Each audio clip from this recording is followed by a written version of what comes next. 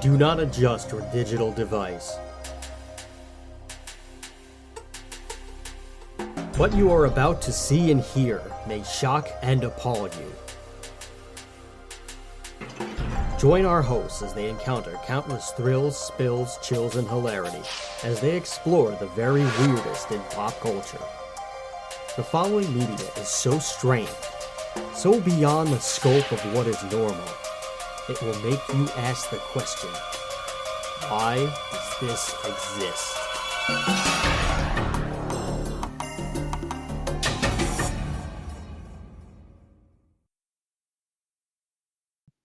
Good. Thank you, Craig. All right, Craig. All right. Hello, everybody, and welcome to Why Does This Exist? I am Chris. And I'm Rob. And today we are going to be talking about a card game, probably the most famous and possibly the most beloved and best card game, one of the best games, like physical games and digital and whatever that has ever been created in the world. Definitely the longest lasting one, probably. Oh yes, during like the granddaddy of all trading card games, on the pre-release weekend of the Phyrexia All Will Be One set, we are of course talking about Magic the Gathering. We are going to be doing this in 2 installments because there is a lot of ground to cover. This first half, for those interested, we are going to be talking about the history of the game and the game itself, and some of the lore, although we wanted to get a lore guy. That unfortunately did not work out, but that is okay. We will try to get him for something else at some point in time. Well, you could be our lore guy. Will. I'm not the best with the lore. That's why I'm going awful with the lore. Okay, so maybe we'll like dance around the lore a little bit, and we'll like do our best. And anyone who is actually like really knows the lore is going to like chastise us. So if you're interested in just us being idiots and talking about this great game, thank you and cool. We appreciate it. Part 2 is going to be just talking about how terribly run this is and their corporate overlords just not knowing what they're doing and just, well, they know what they're doing, but they're just not doing it well because they don't realize that when you're trying to do something that revolves around a community of players, you should probably try your best to not piss them off. But we'll get into that next time.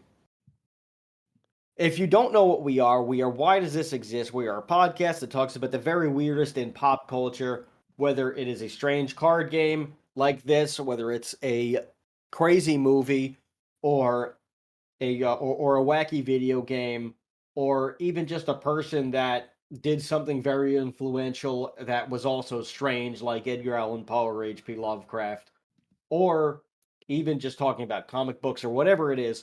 That's what we cover, past, present, future, whatever's coming down the pike. That's what we discuss here. You can find us wherever you get your podcasts. You can also subscribe to our YouTube channel. We haven't updated things in a long time, but if you want to like do that, we appreciate it.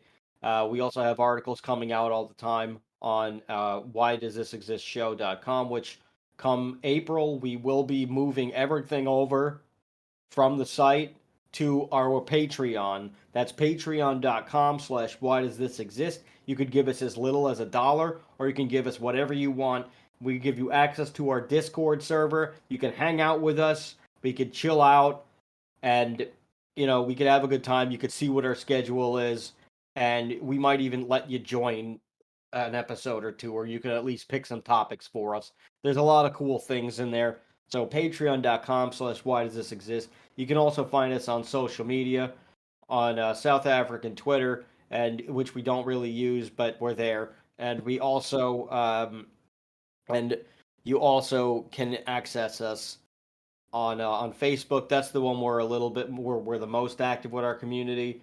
That's I believe it's facebook.com/whydoesthisexistshow or something like that. But you'll find it, and also you could probably try to tag something with that title, and you'll be sending us weird stuff, like our good pal Muhammad, who sends us buff cakes and fried Oreos, and people shoving and people stabbing their pus wounds and squeezing the pus into alcoholic beverages. What the I fuck? don't. Muhammad sends us some weird stuff, man. I've never met Muhammad. I don't even know what part of him, but he's somewhere in the Middle East, I believe. But and yes, he is a real person. I'm not making this up. He just sends us very strange images and videos and like tags us just because. And it's funny and it also makes sense. So good job, Muhammad. Please join the Discord server and give us $1. We would like to talk to you and maybe even bring you on the show. All right, well, that's the news. Here's the weather. You are now about to witness the strength of street knowledge from a ragtag group of rogues, so let's get on with the goddamn show. Tell me about Magic the Gathering. Tell the people. Tell the people what they need to know. Tell the people. So Magic the Gathering is obviously a collectible card game that was originally released in 1993 by Wizards of the Coast, and it is probably the most popular card game. For a while, it was kind of like neck and neck with Yu-Gi-Oh, but I think it's actually surpassed Yu-Gi-Oh significantly now at this point. I would think so too. The big two are real. Well, the big three, it's Magic, Pokemon, and Yu-Gi-Oh in that order. Yes.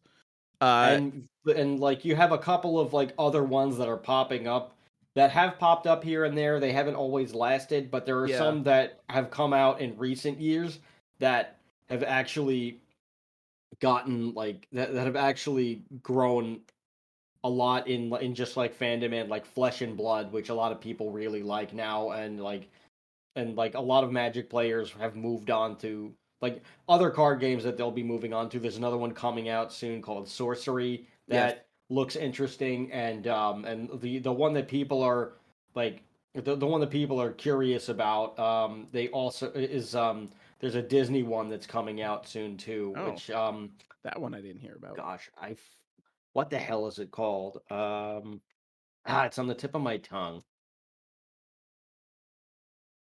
God, what is it called? Lorcana. There you go. Yeah.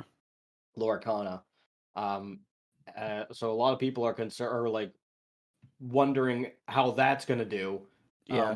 Well, I don't think it's gonna dethrone Magic. Magic is like so ingrained in society at this point, and so many like games and trading card games and collectible card games that have been like basically based almost entirely on Magic. Like the number one, probably biggest one is Hearthstone, which is basically Magic. It's Magic the Gathering, except like you just don't have land. Like your mana just generates automatically. Right, and I believe Hearthstone is fully digital, which was why Magic decided to do Arena, even though they already had Magic Online. They like did Arena, which looks and feels pretty similar to Hearthstone, but like Hearthstone is just superior in that in that way. Yeah, well, I mean, Magic the Gathering has had so many video games over the years. I remember when I first got into Magic the Gathering, it might have even been before I actually started playing the actual card game. I had like a demo disc of a Magic the Gathering. So this was like the year 2001 probably, or 2002. I had like a demo disc for like computer of like a Magic the Gathering video game. So that it was like, you know, like they've had video games for so long now. So it's really like, yeah, I mean, Hearthstone became like a huge thing and probably surpassed Magic's like on the digital realm just because Hearthstone was so simple and like so easy, and like their matchmaking was like so good. And they really like Blizzard copied Magic in like every single aspect when they made Hearthstone. They like, from like they even the got gameplay, a lot of their pro players to switch over. Yeah, and the gameplay, and also like the way they release sets, like, you know, they don't do it like Magic, obviously, where there's like a pre-release and they release a set. It's like they do like a patch and they introduce new cards and stuff, and it's a whole like theme, you know, but like similar to Magic, where it's like a theme and like, you know, every set has its own little theme. But so I mean, Magic has been in that realm for like at least 20 years, and yeah, well, I mean, it is considered to be the first the first trading card game. I mean, it's certainly the first one that took off and most successful one. Yes. Because it came out in 1993. There might have been other ones at that time, but they weren't nearly as in-depth or, you know, as fleshed out as Magic, and Or definitely not as successful. Most of or the as trading card games, popular. I would right? say the trading card game craze definitely started with Magic, and Yes, everything since and every absolutely. card game and every trading card game since then has followed in the footsteps of Magic and used Magic as a blueprint for like at least their rule structure and the idea of Yes, creatures and monsters and and then you have like artifacts that do other things or what have you, and there's these other cards that do different things, right? Like that's always like come from that's always like come directly from Magic, and then they do all of their tweaks with everything else to create the IP and like separate it from every other trading card game, which yeah, I mean, if you're making a card game now, that must be so damn hard to fit to decide because there's so many other games that like do all their own things, but right. most of the time if you're explaining it like I was at PAX Unplugged and there was somebody who was they were showing this really cool trading card game that they were creating where it was like it was like you're like it's like you're a telepath and you're having Ooh, like you're having like a psychic battle with with with another like telepath psychic, and like it's just like a brain wars thing, but like yeah, and I was like and like they were explaining it to me and I was like, oh, it's the stack. And they were like, yes, that's okay. They're like, okay, you're going to get this game a lot quicker than a lot of other people because you play Magic. And like, yeah, that's usually what happens now is like, even though there's so many other card games out there, most of the time, if someone's trying a new game, the other person that they'll be explaining it to, if they've played, like, if they've played other trading card games, they'll just say, oh, it's like Magic or it's like this. And like, yeah, that's usually like the direct. But we have to start from the beginning to yeah. tell the story properly. So, Richard Channing Garfield, Yes, a mathematician, inventor, and game designer. That's in case you're wondering. No, we are not going to do the Cynthia Williams cocktail party, freaking dumpster fire, like fireside chat, whatever you want to call it. We are not doing that. We will not be reading the Wikipedia. no. We are on the Wikipedia for reference, but we But are not we going to will, be reading it. we'll We are talk not going about to that next week. Yes, or, or next month. we will discuss that and all of its inferno like next week, and all of its debacle and monstrosity and just the utter sheer stupidity of of the company itself, mostly Hasbro executives. But if you want, but like, stay tuned. Richard Garfield enjoyed playing he enjoyed playing Dungeons and Dragons. Dungeons and Dragons is the mother of Yeah, Magic. It and is the okay, direct really, mother. it came full circle when they had the crossover event a couple years ago. It was Dungeons and Dragons had the it was a campaign. It was what was it? Adventures in Ravenka or something like that. No, it was Adventures in the Forgotten Realm, and Well, then that was the that was the card Magic the set. Gathering card set, and then Yes, Dungeons and Dragons also had a whole like campaign book that was based in Magic the Gathering. Or yes, it was something like something in Ravnica. It was, I forget what exactly it was, but it was, okay, obviously a reference to Ravnica. So yeah, it kind of came full circle because Richard Garfield invented Magic because he played Dungeons and Dragons. So yes, and he created Magic because he like during a D&D convention or something, if your character got killed or if you had to wait like a certain amount of time, because I haven't played D&D. I've always been curious. Actually, at yeah. my work, they like there's like they have a D&D group like contained with employees, which is Oh, kind of that's cool. cool. Yeah. Yeah, Well, it's a lot. So many people play D&D now too. If yeah. Magic the My Gathering is the king of card games, then D&D is the king D of like tabletop games. Yes, it is. So anyway, if you're at a D&D convention or something, or like you're playing a D&D game, there can be a lot of downtime just in between turns, or sometimes something will happen to your character. I mean, you can explain this better than I can because you Yeah. actually play the thing, but like if you die or like you're like you're banished for like a couple of turns or whatever Yeah. it is, or like you're banished until you roll like a d20 or whatever the dungeon master tells you to do, Yeah. you're sitting out for a while. So if there's a couple of you, like like you could be sitting out for like an entire session. I mean, you could be like, it could be just like a point where your character's not with the group for some reason. Like they're like, because D&D is a role playing game, so like, and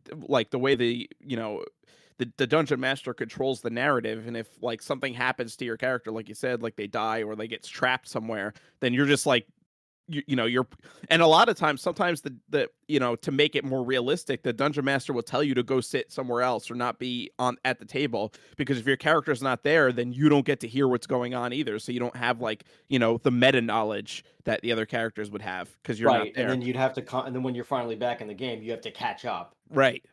So like it is so like that is like a really awesome component. But Yeah. he made the game because several of you could be out, or like several groups of people in a convention could just be out for a while, and Yes. they have nothing to do other Yeah. than like go get food, which you don't want to go get food if like because you won't, because like this is a time without cell phones and digital everything. So Yeah. like if you're gone and they can't reach you by a payphone, and I don't even know if pagers were like a thing Yeah, in like pagers were 93 probably a yet. thing, but this is the early '90s, so like Right. only like kids at a freaking D&D convention are not going to have pagers, most likely. Yeah, usually not. It So was like anyway, business people that had them.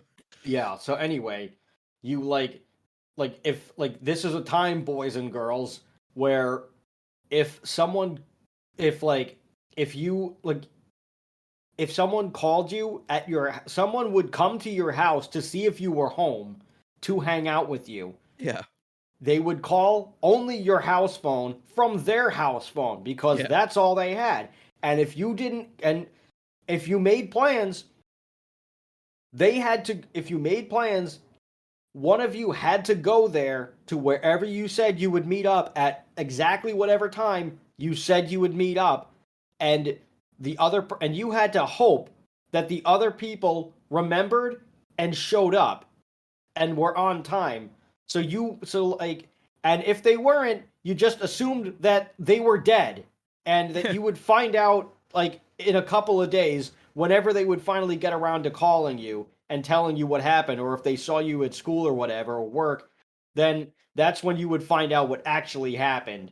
So it was an adventurous time to be alive, because you just assumed that your friends were dead every time that you didn't see them or hear from them. And family too. Sometimes, well, you know what? Maybe I shouldn't say that. This is my show. Sometimes you hope they were dead. No, I'm just kidding. I'm just kidding, of course. Unless you hated each other. But then why would you call them anyway? Just to call them to tell them that you hate their guts? And then they would call you to tell them that to tell you that they hate your guts? There's not really a point to that. But I guess people must have done it. There was more free time in those days. People had more time to do, well, nothing really. But I digress.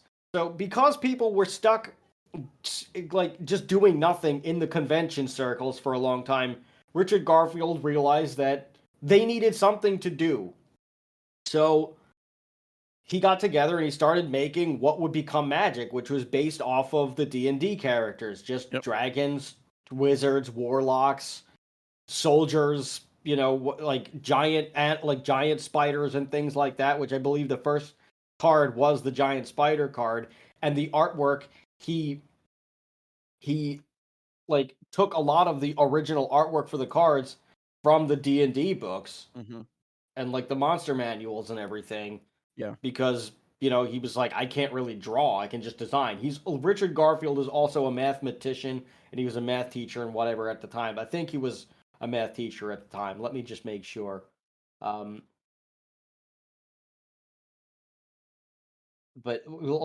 yeah. Anyway, he also had a couple of other games that he was designing too, called like Robo Rally, that he designed in '85, and Cosmic Encounter, like a Cosmic Encounter game, and like all these other things. He'd wanted to make a game, and then he finally like was able to make Magic, and he introduced the card game at a D&D tournaments and things like that, and like it worked. So like all of his prototype stuffs worked, but he was he was a math teacher and all this other things, and like he was he was figuring out what to do, and he's gone on to design a crap ton of games, like including other trading card games and a lot of board games. Like I have King of New York.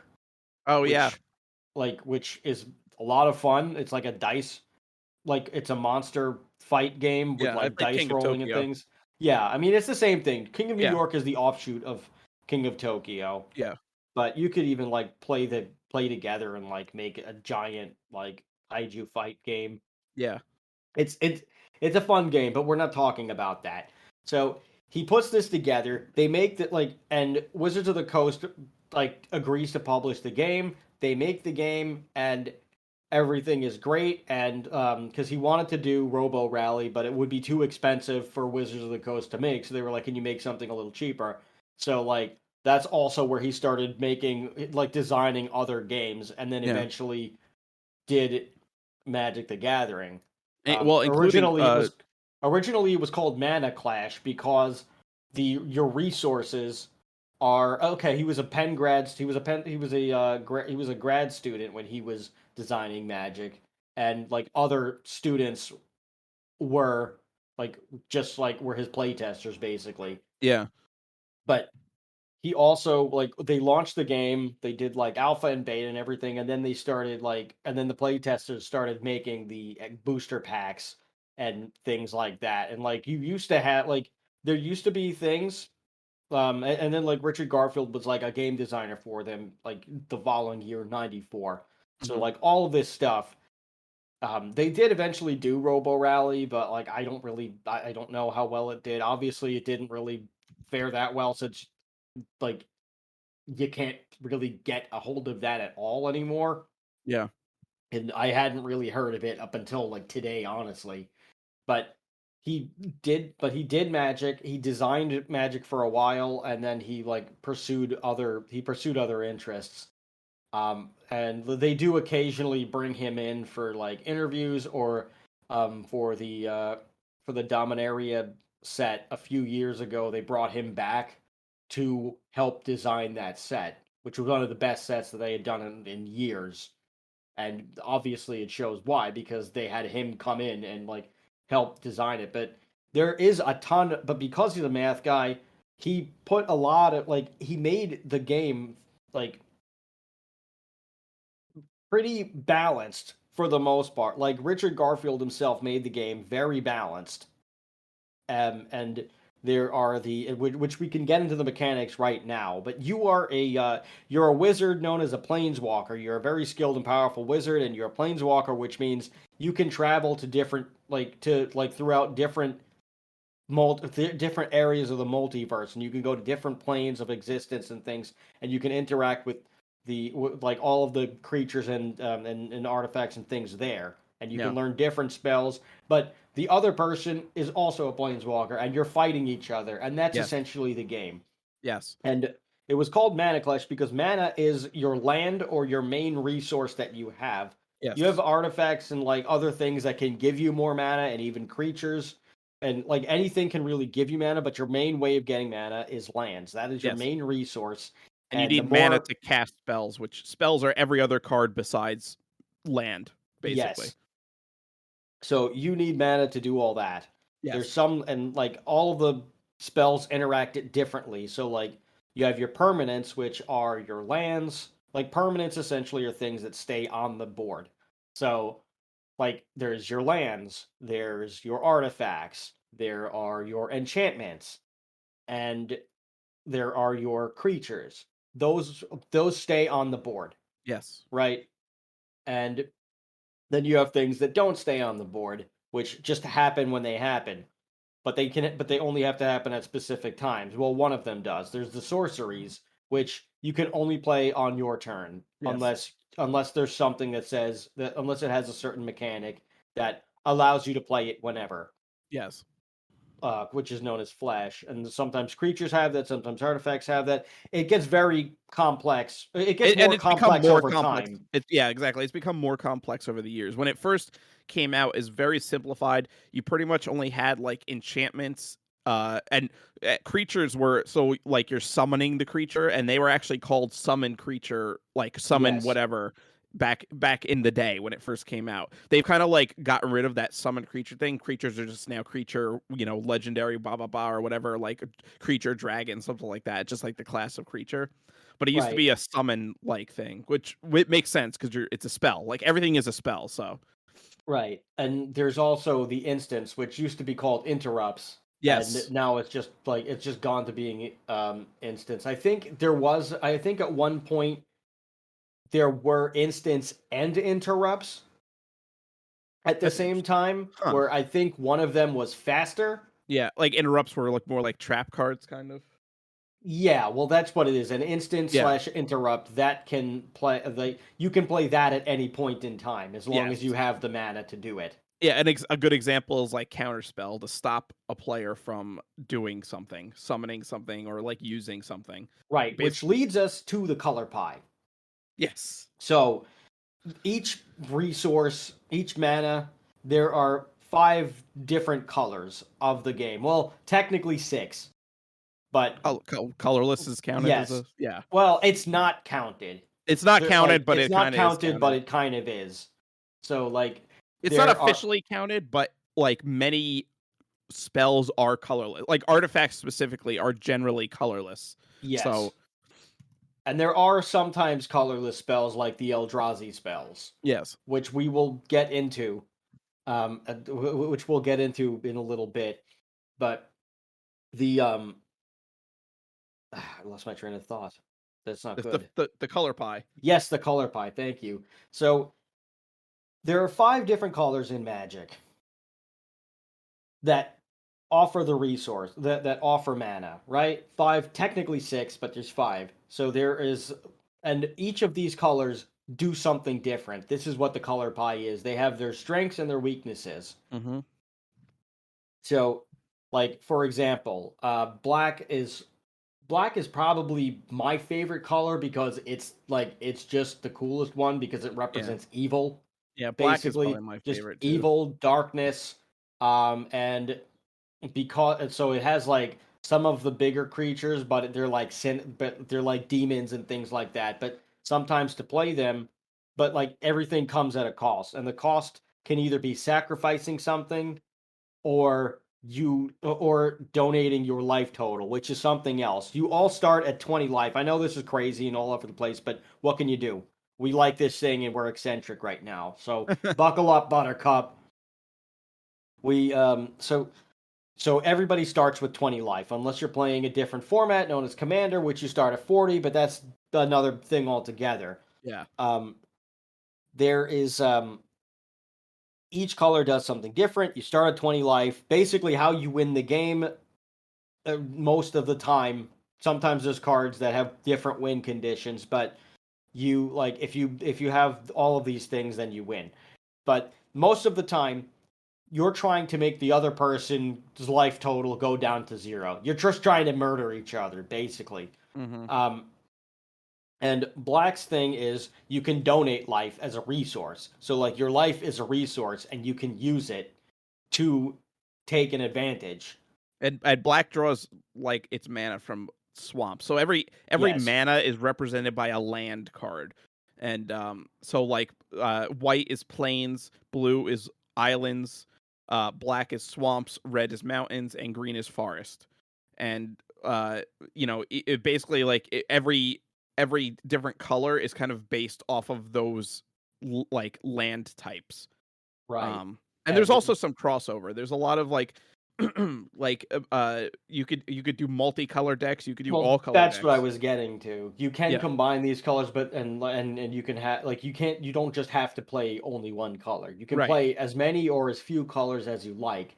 But yeah, there's black, there's white, which is more about like it's more about supporting Healing. it's more about healing, supporting your creatures. So like while black can drain other people's lives and you can use it as a resource, white is the opposite of that.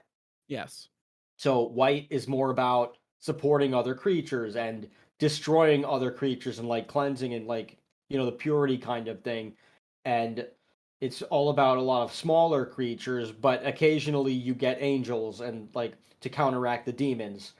Or and white is also about like being defensive Hmm. and gaining life so that you can just have a higher life total so that you can just eventually overwhelm somebody Yes. because you're gaining all the life. So you don't have to worry about losing any life or anything, which is and then there's green, which green is about playing the biggest creatures and destroying everybody, but Yes. we'll talk about the color pie breaks in a little bit. These are like we're explaining how they're traditionally supposed to be used, and we'll get into other things later.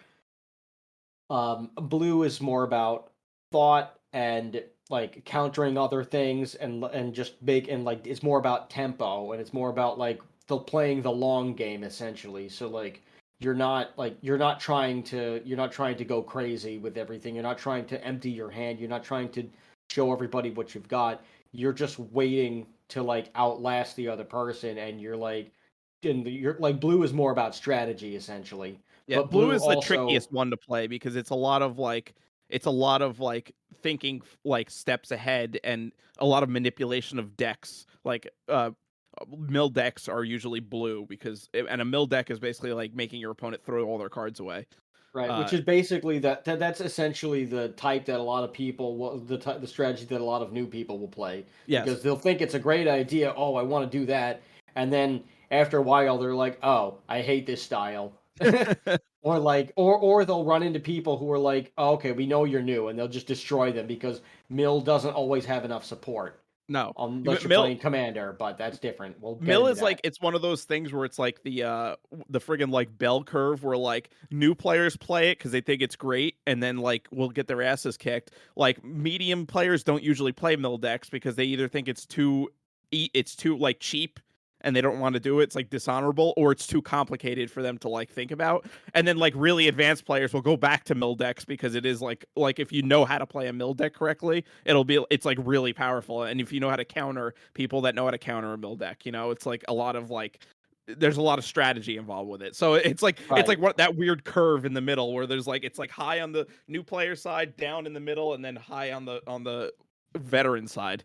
Yes, but back to green. Green is all about just getting the biggest creatures that you have. It has like Yes. the strongest creatures that you have are in green, um, and like they can run over everybody. You just want to get as many you and like it's about getting more land and more mana than everything so that you could play the big creatures. And it's also about enchantments so that you could to help boost things. White 2 is also very heavy on enchantments Yeah. and so is black, but it's more. But like the enchantment stuff is more. You're gonna see the most of it in like white and green. But green is all about the creatures, while white is about the defense and supporting and like supporting and gaining life and holding the line essentially. Black is of course about just using everything you have to just destroy the other person. Yeah. And blue of course is about strategy and like how to outlast everything essentially. And then we get to red, which is just about impulse and winning as fast as possible. Yes. So it has a bunch of little creatures that all like can just.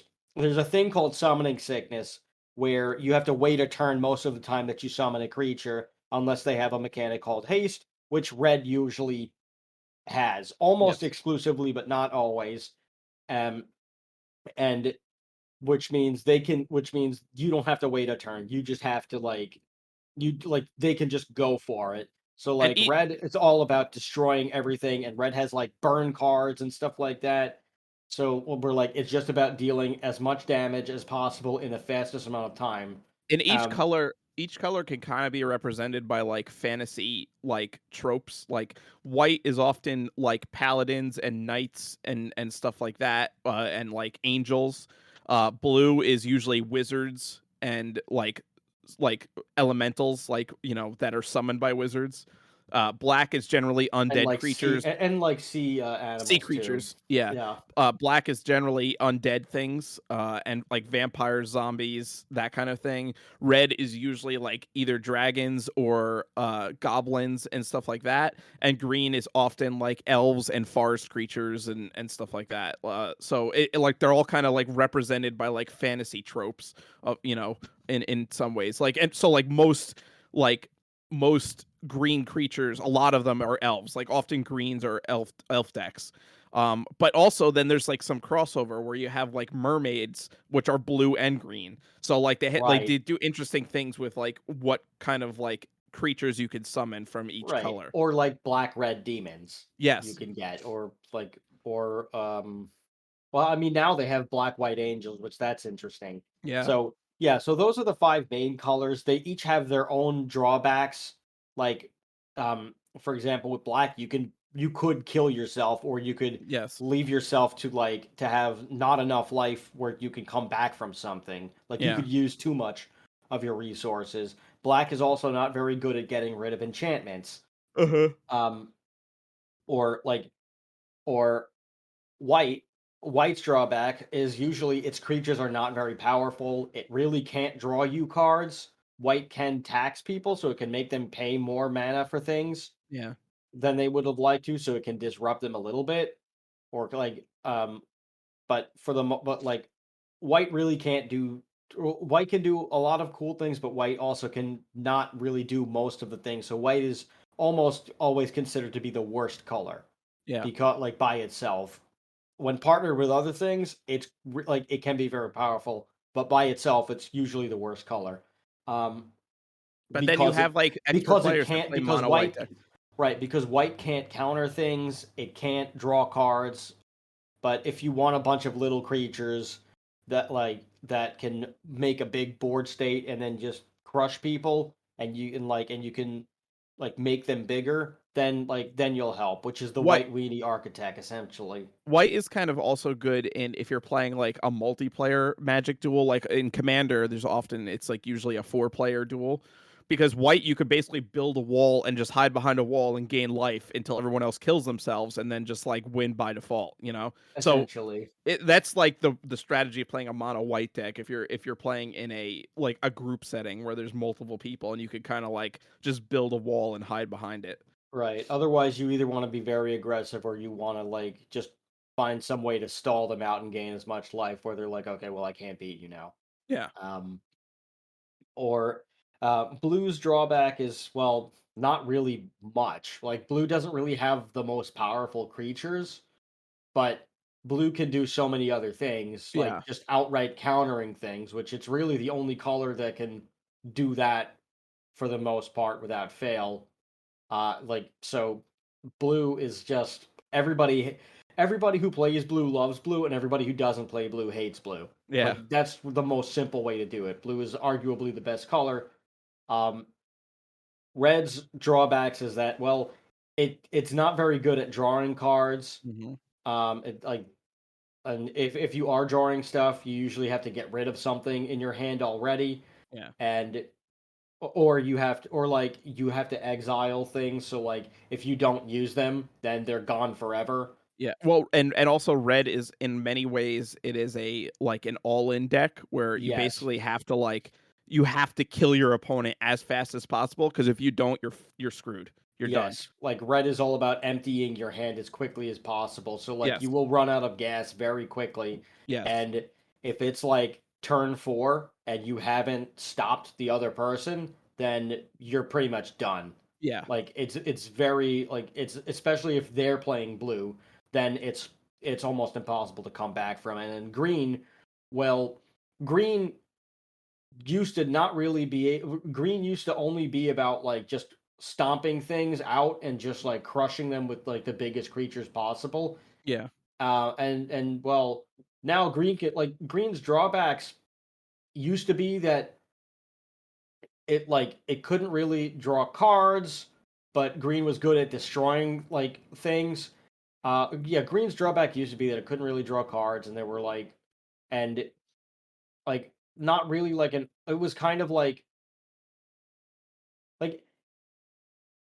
it played a little bit more like white, but Yeah. also like red, where if you were like green, you were all in on on like a very specific strategy, but Yeah. you couldn't really but like you could run out of cards after a while, or like you Yeah. might get, or like because the creatures are so big, you might not like they might be dead cards in your hand because you can't play them Yeah, because you it won't takes a have long mana. time.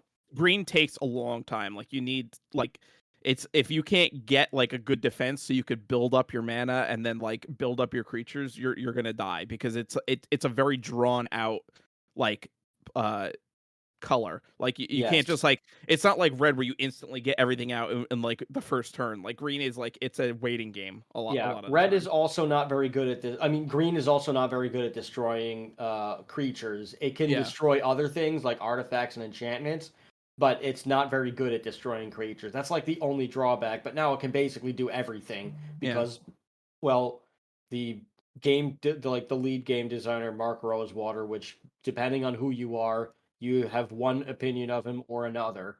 Um, his favorite color is green, and he has like low key slowly made green the best color over the years because green can now pretty much do everything. Oh yeah, fucking Um, dinosaurs now, so well, yeah, the dinosaurs are awesome.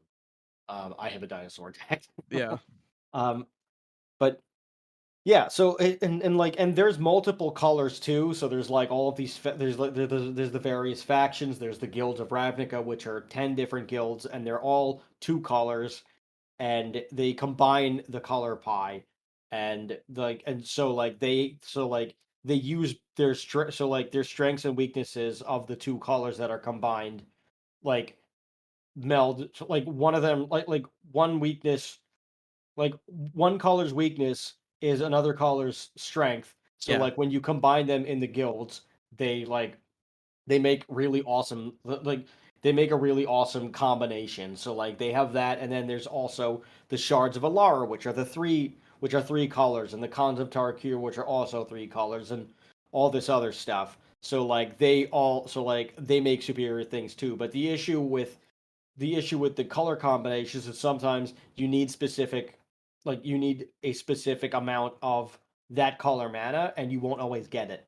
Yeah. So sometimes you just have these great cards that you just can't play, and it's not because you don't have enough resources, it's because you don't have the right resources. And So that's kind of that's that's why like Magic has always been like one of the most balanced card games because like yeah, it's better to have like a multicolored deck, like multicolored decks because you could uh like basically delete the weaknesses of monocolored decks, but at the same time multicolored decks are harder because you have to have more land and you have to have different kinds of land, and if you don't get them out, like so it's like a perfect balance. Like you could play a right. monocolor, but you have like the weaknesses of that color, or you could play a multicolor, which kind of eliminates those weaknesses, but then you have another weakness because you need to have the specific lands that you need. And they've kind of like mitigated that somewhat because they have like multicolor lands now and fetch lands and all and different kinds of things that you could do to get those like different lands that you need in your hand and Right. then onto the field. Right, and like, and the other the other color there is just basically is it's colorless, which is not really a color, but it's like it just means anything. It's just a Yes. blank. It's a blank color. Like it doesn't count. It doesn't count as any color at all. Yes, it's So just you like can't. extra It's mana that you need in addition to the color. And right. like I said before, artifacts are often colorless. Um, and then they also have colorless land cards now, which is pretty cool. Like Yes, that. which are the wastes, and Yeah, there's like other, and like Temple of the False God and other things like that where they yeah, only generate colorless mana. yeah. Which are good for multi. They're good for multicolor decks and they're good for artifact decks. I mean, they're really good for any deck as long Yeah, as it doesn't, as long as like what you need doesn't specifically need a that one color that you don't have. yeah.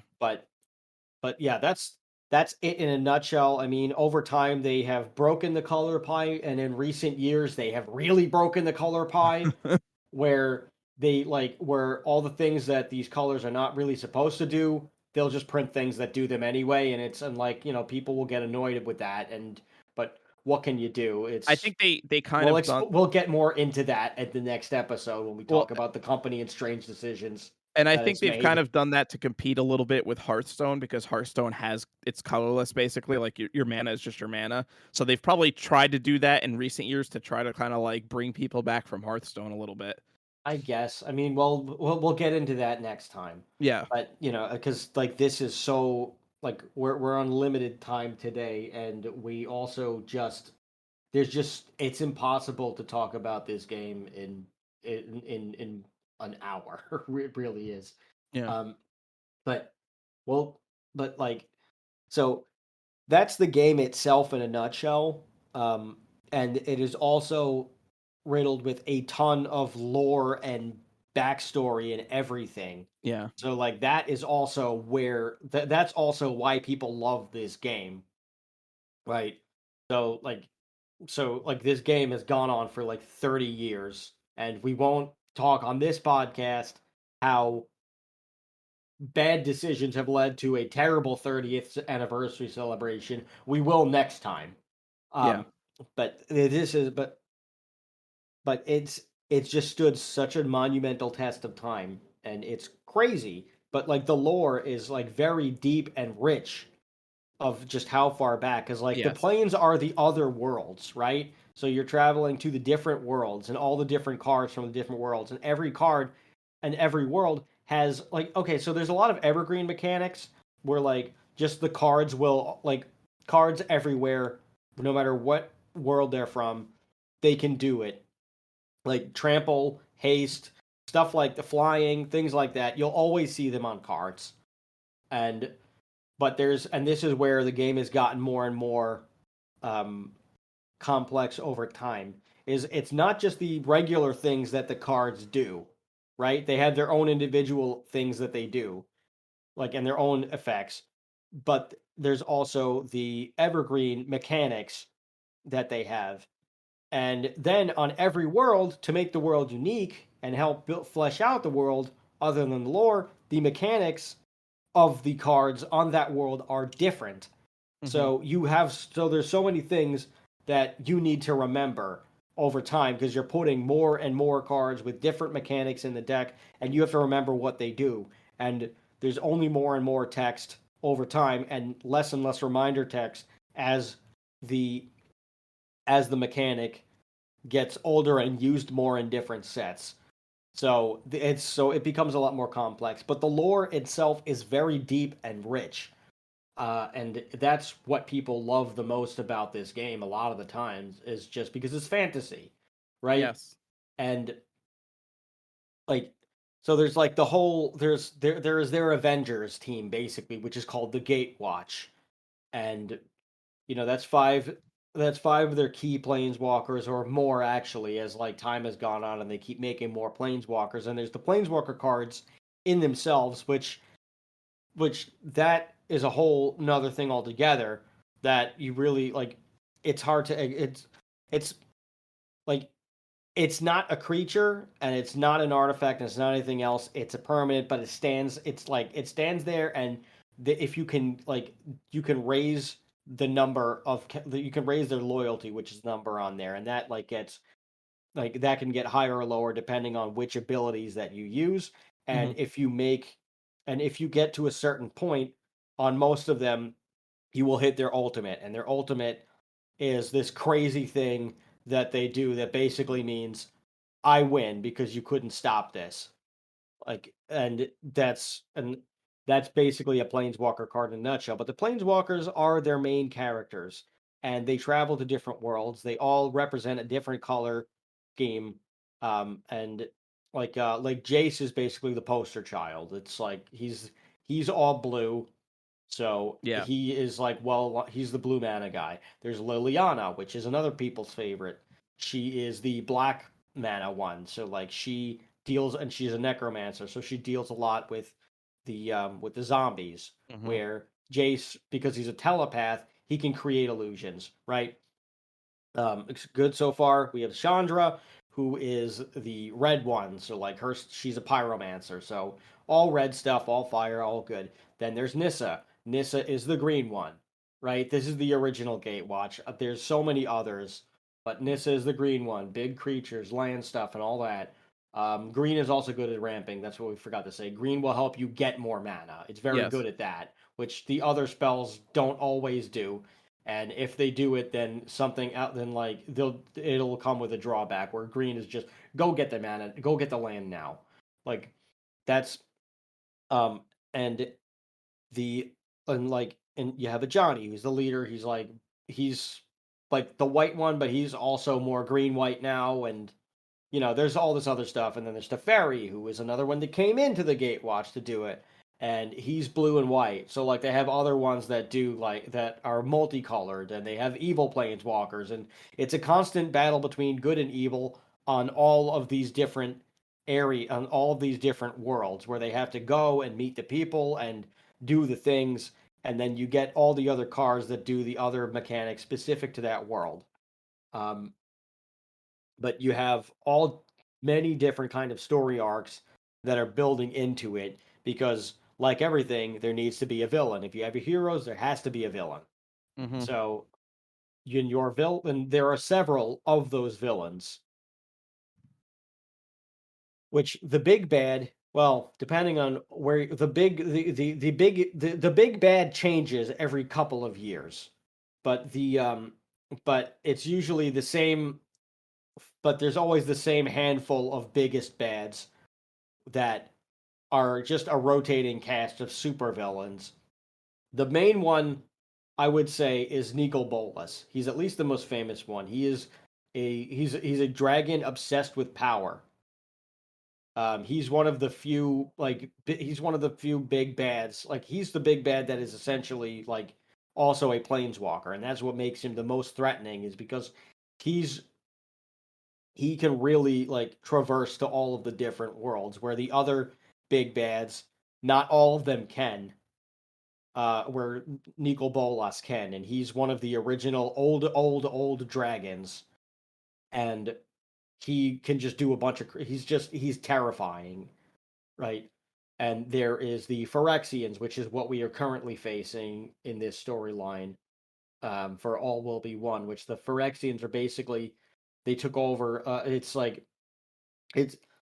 it's hard to even know where to start, but like the Phyrexians are part of the original story that started way back with your two original guys, Urza and Mishra, which are brothers that just basically Urza was a jerk to Mishra, and Mishra got corrupted by Phyrexian, by the nature of Phyrexia. They were both artificers.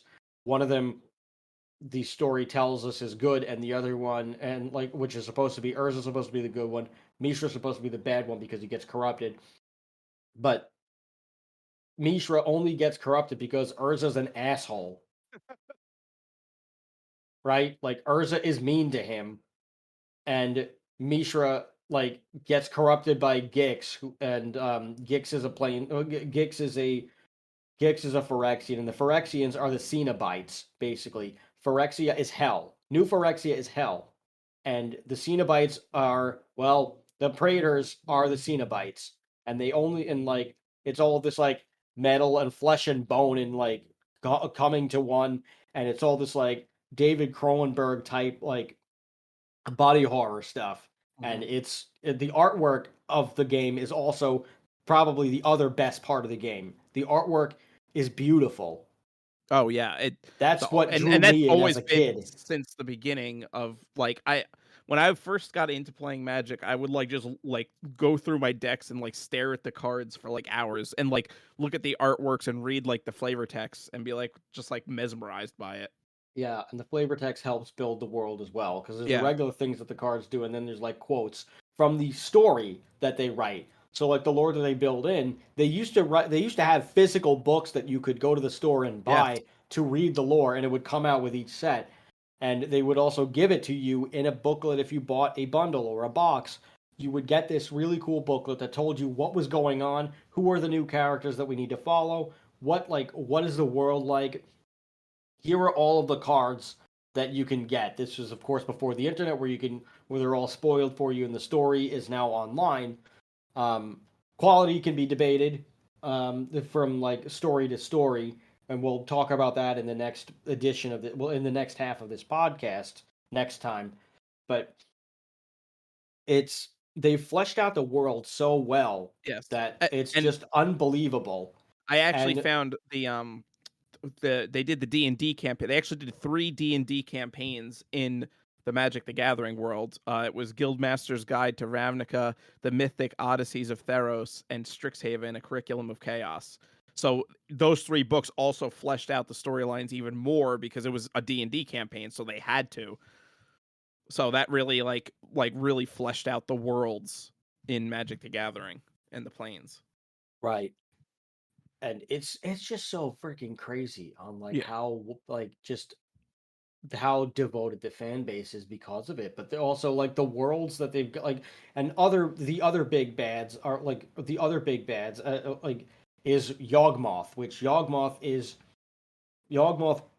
the one who discovered the Phyrexian oil. Like, right? So like when you're in Phyrexia, you get corrupted by this oil. It has something to do with this oil where like it gets into your skin and it like converts you into this weird like metal and flesh thing, and it just and everything that's around it gets turned into this thing. So Yawgmoth discovers it. He starts experimenting on people and things, and he's like a sadist and everything. And then all of the Phyrexians and the Praetors come out, except for and like all that stuff. And then like Mishra gets corrupted, and Urza and Mishra have this giant war, and Urza creates this thing called the Silex, and he blows everything up, and he creates and he like it all starts on this on the plane called Dominaria, and Yeah. that's where everything has happened for a really long time. And then they find out about the other worlds, and then they start going there. And well, it's like, well, how do they get? Well, how do these characters get there? Oh, okay, they can planeswalk, so which means they can go from world to world, and they have like a specific magic in them that like they're born with, and it gets awakened by a traumatic event called the Planeswalker Spark, and they go and they find all this different stuff, and they can go to the different worlds freely without any physical damage or harm or like disintegration essentially. Mm-hmm. So there's Yawgmoth, he's the biggest bad of all time. There's Volrath, who is also very scary. Um, there is Limdul, who they are bringing back, and who they are slowly bringing back, and he's probably going to be the next big bad after the Phyrexia arc concludes. There is also and there is also a ton of others, as well as the Eldrazi, which are the H.P. Lovecraft monsters of the multiverse, and they exist in a plane outside of the multiverses. It's kind of in between what you're passing through that connects every multiverse. Mm-hmm. So like that connects the whole multiverse. Um, called the Blind Eternities, and it's just very cool how they exist there, and then the Eldrazi come in and they feed off of an entire plane. Like they pretty much only show up when they're hungry. They eat something, that they eat a world, and then they go back to whatever they were doing. Mm-hmm. They're like very they're where all the other ones are just evil. The Eldrazi are just chaotic neutral. They're just hungry. Yeah, exactly. They don't mean to destroy everything. They're just hungry. Yeah. And it just sucks that their diet is an entire world. But I don't want to destroy anything. I just want to make reindeer. Well, they want to eat reindeer. I want to eat reindeer. But there's all of these other things, and the thing that makes that people also love about the worlds is a lot of the worlds, are also heavily rooted in fantasy and just iconic literature. Like Innistrad is one of people's favorite planes because it is the horror plane. So all vampires, werewolves, zombies, all kind like mad scientists and things like that. That's all on that. That's all like exclusive to that world. A lot of the things there, you will see vampires and zombies and stuff on other planes, but almost all of that. But the main focus of that world is all of the horror themes and like gothic horror, and the art styles reflect that, which is the coolest part about it. Or there's one of the more recent ones that they traveled to was Amonkhet, which Oh, Amonkhet yes. is ancient Egypt. That Yeah. I loved that one. That's when I really started playing this game. I loved Amonkhet. Yeah, Amonkhet was Um, cool. or there's Theros, which is another one that people love to death, which is about Greek mythology, Mhm. and that set was awesome too. And there, I mean, there's so many good ones. Kamigawa is feudal Japan, which Yeah. now in the recent time that they did like a cyberpunk thing, which a lot of people didn't really like the idea when they first heard it, but when they executed it, it was one of the best sets that they did in a while. Mhm. And there's just so many others that a lot of people are going to hate me for not calling out. Like the Eldrazi go to this plane called Zendikar, where their mechanic, this is perfect, like on the world mechanic exclusivity, is something called Landfall, because it's an adventure exploration plane and all this other stuff, and like you find all these really neat and interesting artifacts and like caverns and stuff like that, Yeah. but the world is alive and the world is constantly changing. So like Mhm. the ground that you walk on is constantly it's constantly evolving and changing, and it's just the evolving wilds and the terramorphic expanses and everything, they like it's all happening on there, so the world is alive. Yeah. And all of the element, and it's like big thing is the elementals. So like there's the landfall, so like something happens every time you play a land, or like every time you have a land show up with that card in play, so like that will happen. So like that's the nutshell way of explaining that, I guess. And it's just such a deeply rooted game, and the Yes. community like loves this game. Like it has helped a lot of people come out of dark times, because it's helped them forget and it's helped them move on, and it's helped people meet a lot of their best friends and Yeah. connect with their best friends. Yeah. It's helped a lot of people,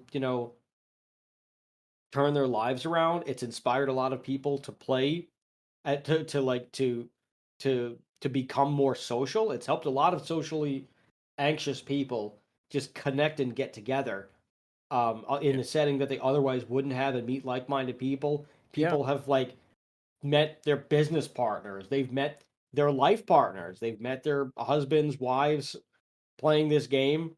There is just a ton of people who feel empowered when they're playing this game, Mhm. and it's a beautiful thing. Yeah. I mean, Now, I've literally played like it's been such a huge part of my life for so long because I've literally played Magic since I was probably like I want to say 11 or 12 years old. My uncle introduced me to it and he built me my first deck. It was a uh, green elf deck. And I've literally played Magic since then, like on and off. Like I haven't played consistently yeah, where like I'm going like every week for like a while, but yeah, like I've like been like playing since then basically, all throughout high school we had like a game club in high school that like we basically would just sit down and play tabletop games. So like Magic was like a staple there. nice. I played throughout college. Anytime I like met someone that played Magic, we were just like, oh, let's play Magic. Yeah, It's like like especially when you find someone that knows how to play and that's like good. Like it's like, oh, there's something we could just sit down and play. there Like are also so many people coming out that like once you start playing it, you don't realize how many people actually play it. Like I would say now, if like wherever I am, I would say at least 3 out of 5 people know what it is, but at least 1 or 2 out of those 5 people will play it yeah, or have played at one point in their life. So it's like, I mean, I first got into it just going to like a comic book stores and seeing the box of cards there and just the decks and just seeing the artwork and saying, "Whoa, that looks so cool." yeah, And, asking my dad to buy it for me. And just because not because I wanted to learn how to play the game. I just wanted to see I just wanted to see the artwork. I wanted to see the cards. yeah, I don't know if they're good or bad. I just wanted to look at the artwork and read the flavor text like you did. And I just had them to have them. I got into other trading card games like as I got older and like took a long break from just trading card games in general. Like the one that I really played growing up was just Yu-Gi-Oh, Yeah. which has Well, gotten too complicated for me to understand oh at my this god, it's point. so crazy now, and that was me too. Like I started playing Yu-Gi-Oh. Well, really started with Pokemon, but Well, I nobody really knew how to collected. play Pokemon. I collected Pokemon cards, No. but didn't really know how to play the game. Yu-Gi-Oh Yeah. was like the first one where I actually kind of learned how to play the actual game, and then like I was playing it, and like I would like try to get my uncle to play with me because he was like into like D&D and card games and stuff, and he would play it, and he was like, "Oh, this kind of sucks." He's like, "Let me show you a good card game," and then he like introduced me to Magic the Gathering, like, because Yeah. Yu-Gi-Oh when it first came out was not nearly as complicated or like, I mean, it was fun, but not nearly as like strategic or complicated or like, oh, I really have to think about what I'm doing as Magic was. So like, it was okay, but then It was like, at one point it was like when Yu-Gi-Oh had started, it was a good entry level card game to get yes. into. But it's a child's card game. That's what it is. Like Well, now it's not kind of like anymore. not anymore. It's out of control now. But like when it first came out, it was really like a child's card game. Like that joke from Yu-Gi-Oh! The Abridged series. Like I'm gonna dishonor you by defeating you in a children's card game. Like that's Yeah. like literally what it was. And then Magic the Gathering was more for like adult, well, not like adults, Well, but like more more like mature people. teenagers. Yeah, teenagers. It was for more mature people that like, and you actually had to like do some thinking with it. So Yeah. I liked Magic way better than Yu-Gi-Oh. When I got into Magic, I pretty much stopped playing Yu-Gi-Oh. Like I would play sometimes with like if my friends like if they wanted to play Yu-Gi-Oh, but like Magic became my card Well, I game. stopped playing Yu-Gi-Oh because well, the Yu-Gi-Oh scene in Brooklyn, New York at the time Yeah. was just a bunch of degenerates. Oh, Let yeah. me let me be frank with you there. Like it was the wild wild west of card games. Like people like thievery was rampant Yeah. with Yu-Gi-Oh. People would steal cards from each other all the time. Anytime someone said, "Let me look at your deck," that means they wanted to see if you had anything worth stealing. Yeah. And their deck of and they would say, "Let me hold your deck." Like they would say, "Oh, I can hold. You can hold my deck so that you could trust me." Meanwhile, that was the big con. Was while you were looking at their deck of good cards that they had acquired through the five finger discount, you didn't. You were Through enamored. Oh my. skullduggery. Yeah, you were like, "Oh, oh my God, they have this. Oh my God, they have that. Let me see what I want to trade." The ruse was the trade, and they would actually steal all of your good stuff, do a shitty trade with you, or like do a good trade with you, but like you would always but like you wouldn't realize that they already stole your best cards. Right. And like well, and I'm not proud of this. I did this a couple of times and it came around to me full like really really bad and I got burned really really bad with like someone stealing my cards and but also they were in cahoots with all of the other people who stole cards. So it was like, yo, this kid has this card. They have this card, and this card. I know you want that one, so I'm gonna steal all of them. But you have to like act. You have to pretend that like you have to know. You have to vouch for me, and I also know that you stole that kid's stuff. So like it was really it was more of like an underground like villainy cantina than like playing a card game. Yeah. So yeah, I did it. I'm not proud of it. I did it a couple of times, but I was a stupid 10-year-old. Yeah. I have listened and I do not do anything like that anymore. Also, as a 30-year-old, you'd have to be a real like piece of garbage to like still be participating in things like that. But yeah, I stopped playing for that reason and I realized how like I deserved everything that happened to me with that. So I was like, okay, that's my lesson. But I also didn't play trading card games for a long time. And a friend um, who is he's working on becoming a lawyer now actually got me into this card game Mhm. and like I like fell in love with it because I wasn't really like in a good place mentally and Yeah. it really like it was like I'm not gonna say the game was there for me but it like because you know the cards don't A good say I love you. distraction. Yeah, the cards don't say I love you back, the people do. But Yeah. it's it really helped me like it really helped distract me and like it helped me think about what I needed to do as a person Mm-hmm. while I was playing this game. So like it's really like done wonders for me in positive ways mentally. Yeah. Um While financially, it has not done good things for me.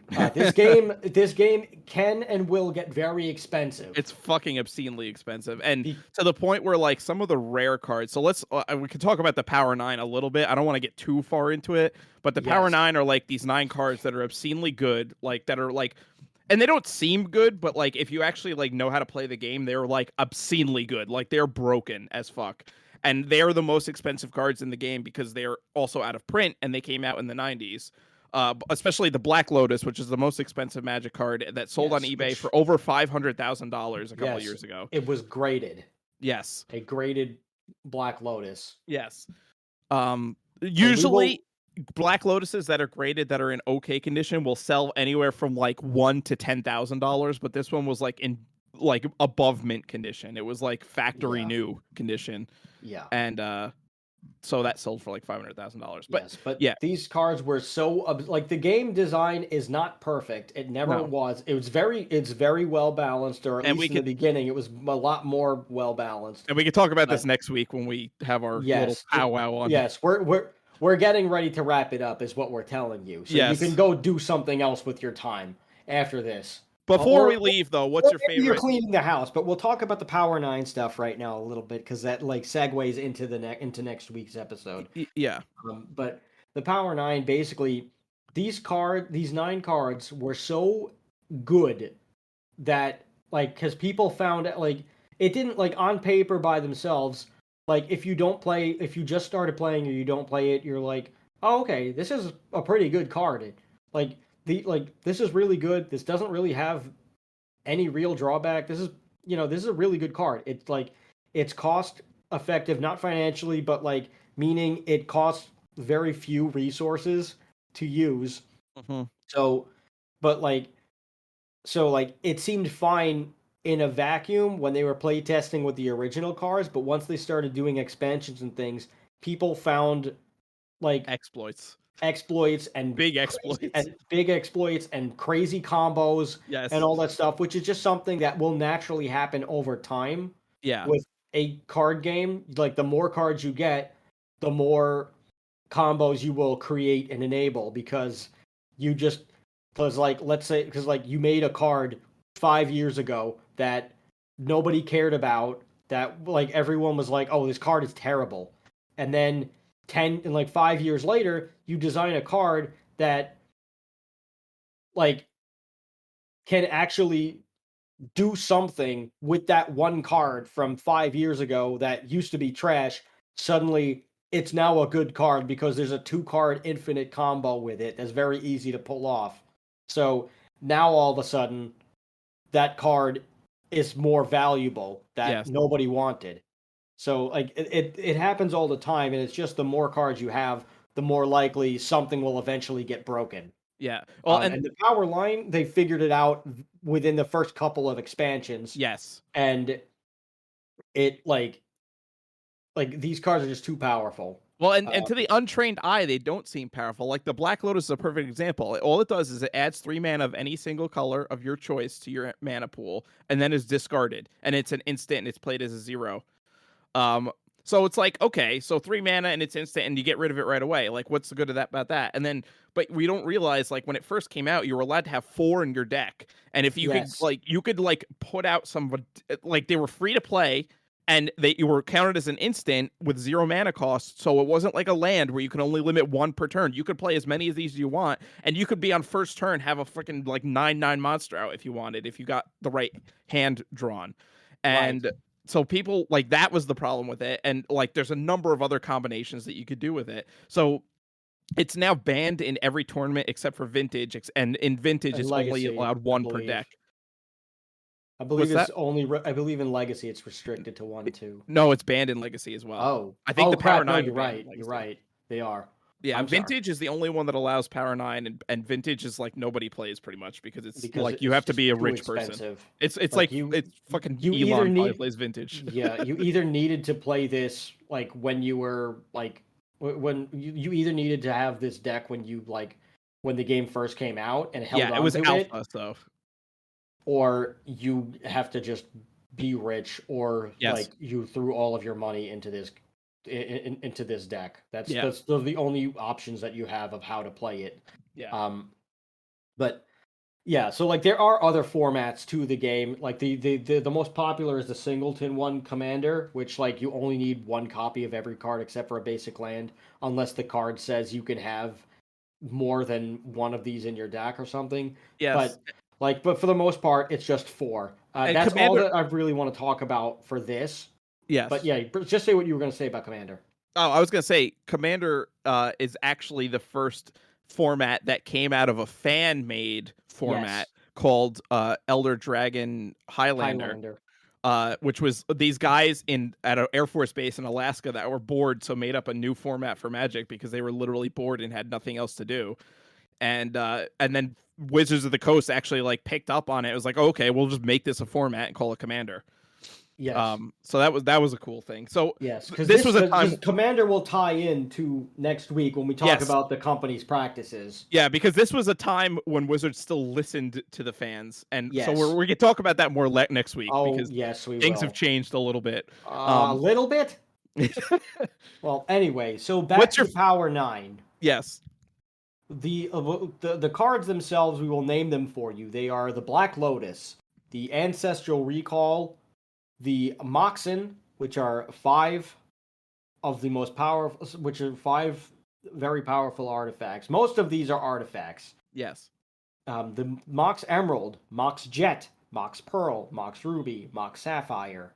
They help you. They are affixed to specific colors, where Black Lotus can give you a mana of any 3 mana of any color. Yeah. And it costs nothing. Black Lotus costs nothing.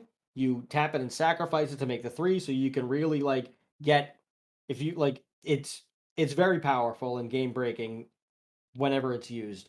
Yes. But most of the time, if you see it, it is just on display in someone's house, or in a vault, or a proxy.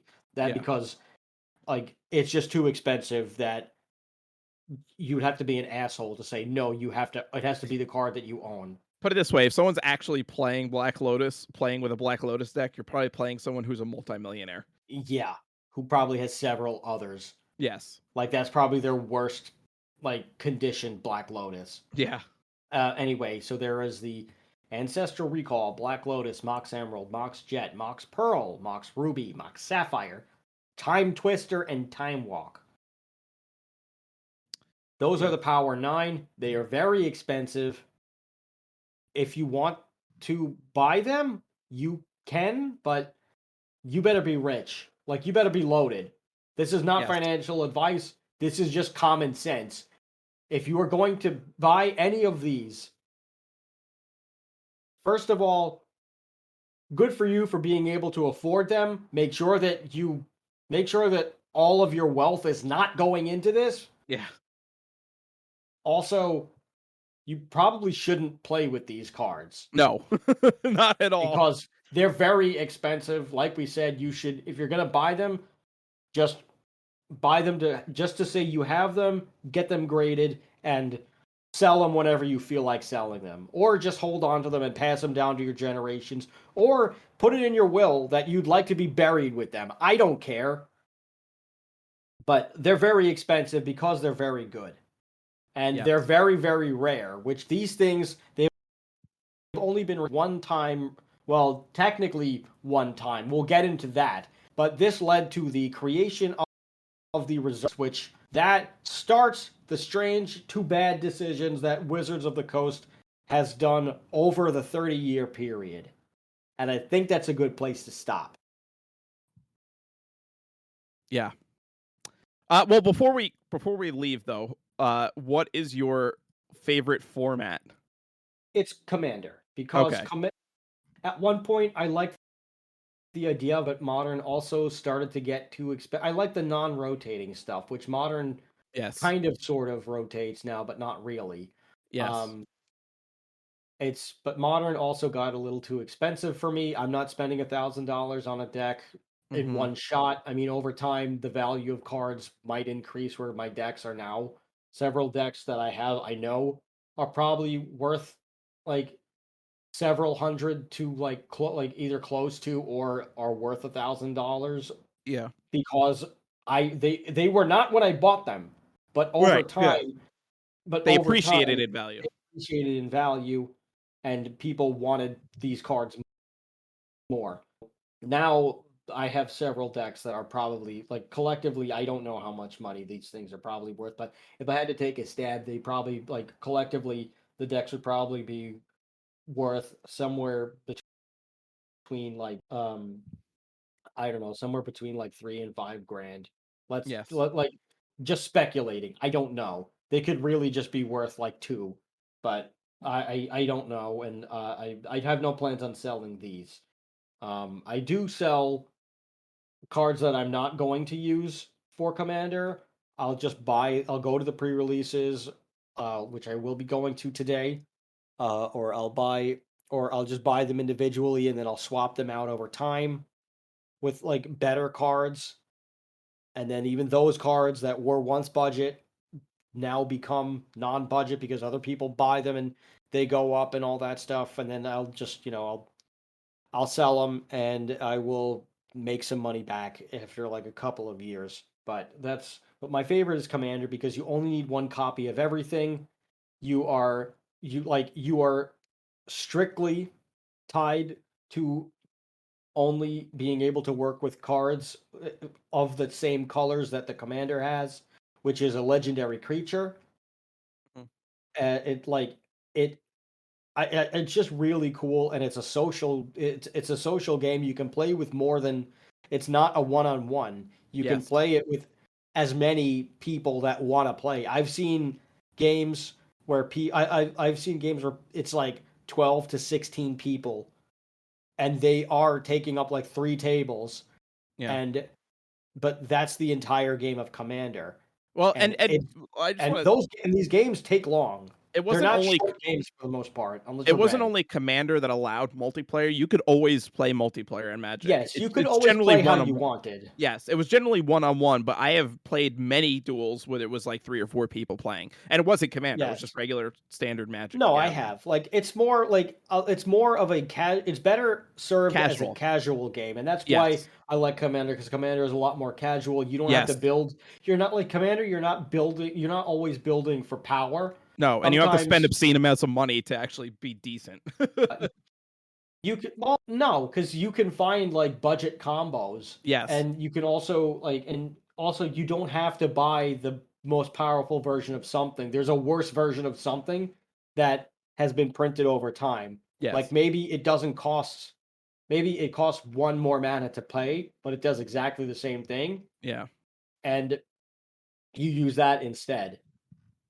Or sometimes you can build, like you can customize it to you, the deck. Like you don't have to build for power. Sometimes, like I like to try to do this with my decks. I like to build around a story for some of them. If it's tribal, I like specific tribes that don't always see play. Like I do have my dragon deck, which I love. But I also have my sea creatures deck, which people don't really see a lot.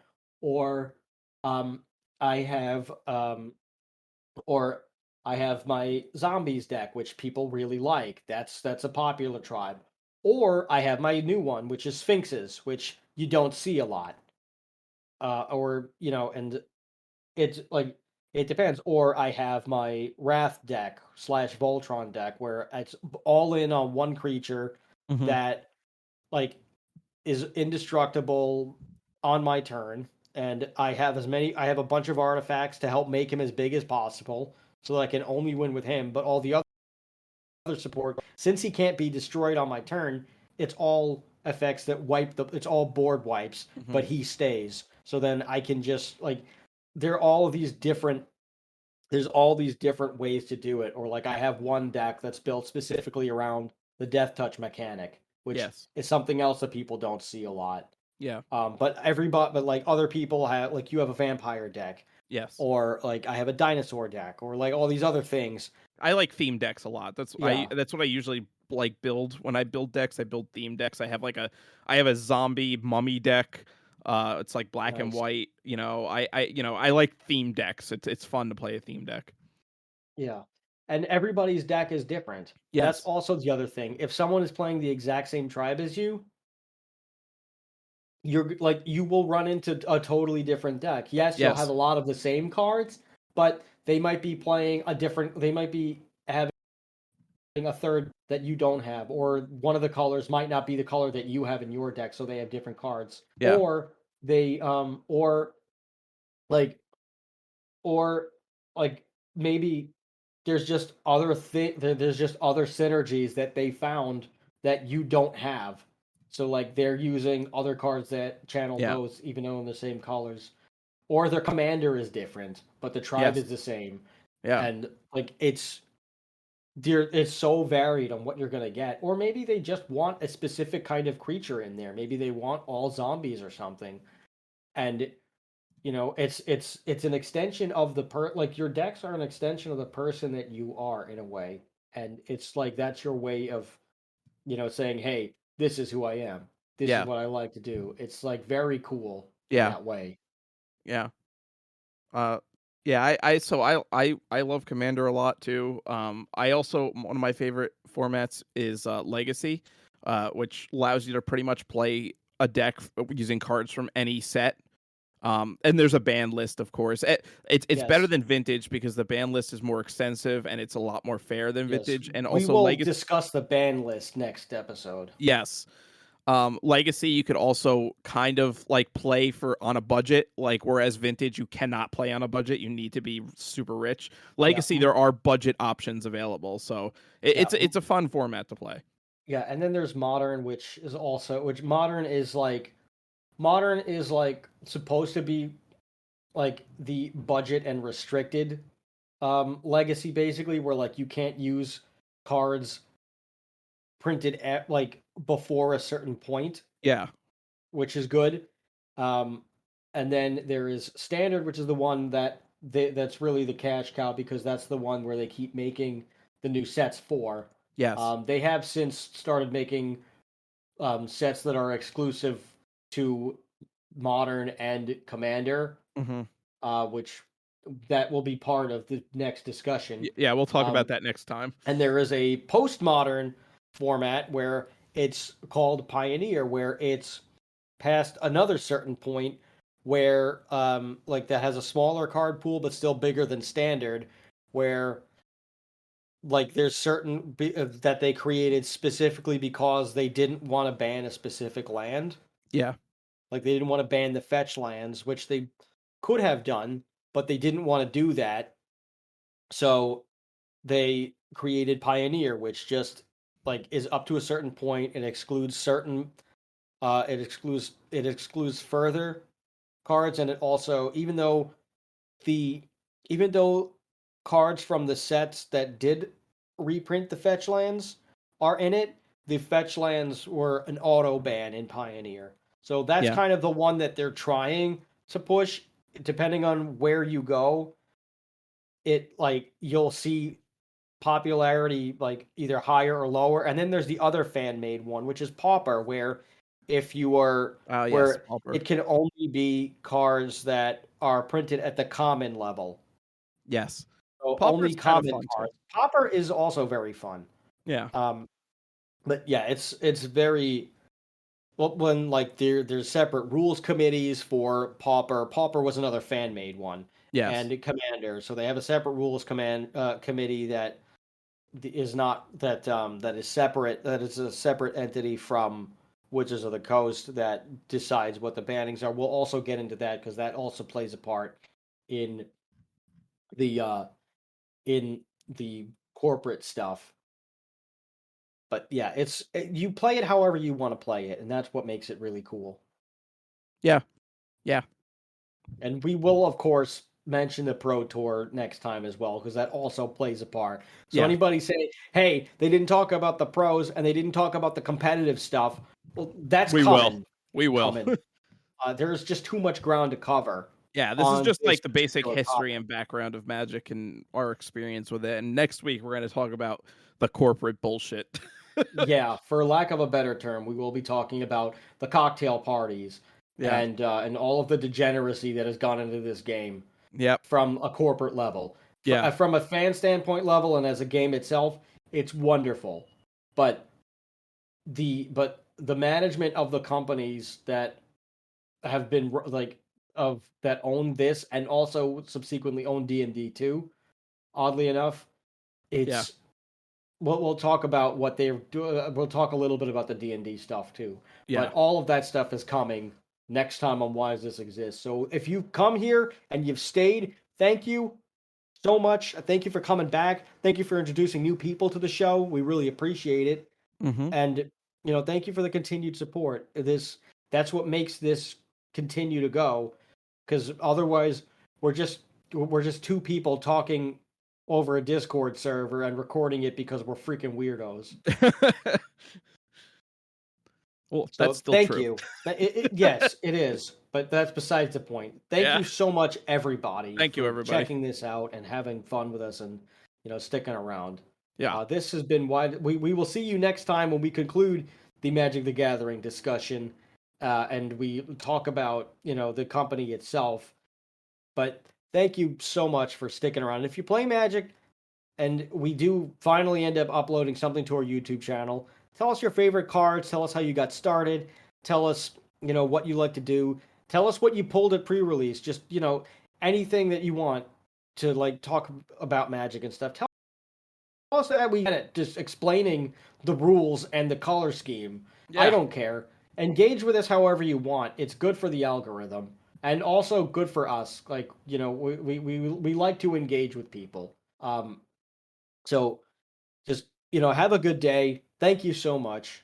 Enjoy your pre-release and your Commander games and whatever it is that you're doing that's Magic and D&D related. Just have fun and enjoy your campaigns and all that. This has been Why Does This Exist? I have been Chris. And I have been Rob. And remember, question everything. See ya.